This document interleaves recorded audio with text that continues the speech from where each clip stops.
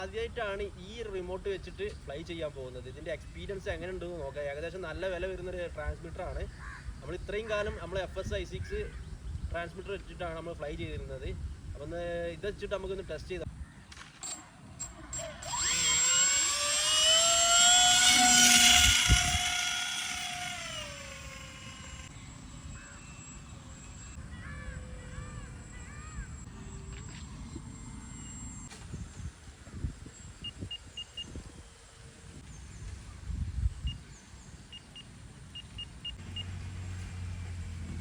അപ്പം നമ്മളെ പ്ലെയിന് സൂപ്പറായിട്ട് പറക്കുന്നുണ്ട്. അപ്പോൾ നമ്മൾ വിചാരിച്ച പോലെ നല്ല റേഞ്ചും കാര്യങ്ങളും കിട്ടുന്നുണ്ട്. നല്ല സൂപ്പറായിട്ട് കൺട്രോൾ ചെയ്യാനും പറ്റുന്നുണ്ട്. അതായത് ഓക്കെയാണ്, നമുക്ക് ഫ്ലൈറ്റ് ഓക്കെയാണ്.